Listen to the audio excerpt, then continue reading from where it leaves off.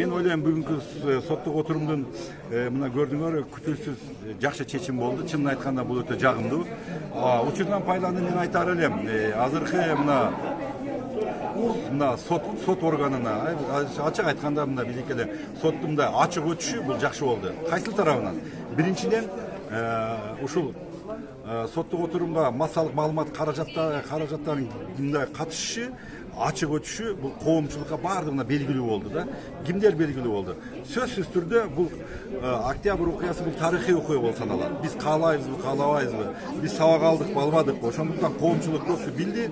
Бүгүнкү чыккан оправдание мындай, кандай десем, ар бирибизге болгон. Атын атабайлап коеюн, 6-7 фигурант болгонбуз, баардыгына бирдей өкүм чыгарган акталуу өкүмү.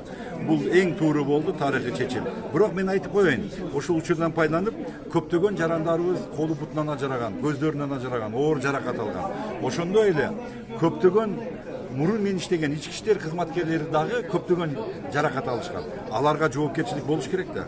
Мен ойлойм, учуру келгенде алардын дагы жоопкерчилиги кимде ким туура эмес.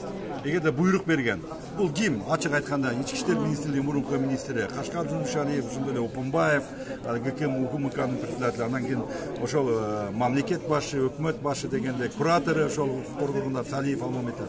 Алар мыйзам негизинде эгерде алардын күнөөлөрү аныкталат деген, алар жооп бериш керек. Эмнеге? Себеби бул сабак болуш керек. Эч качан элиңди, өзүңдүн элиңди ок менен атпаш керек. Бардыгы азыркы кандай болуш керек? Бардык тынчтык митингин сүйлөшүү жолу менен гана бүтүрүш керек. Ошондуктан мен өчүн каалабайм, биз эмнени каалайм? Мен форма кийген адам катары айтайын, жергибизде тынчтык, туруктуулук, экономикалык өсүүнү каалайм. Элибизге дайыма жакшылык. Учурдан пайдаланып, айрыкча мен кайрылып кетет элем.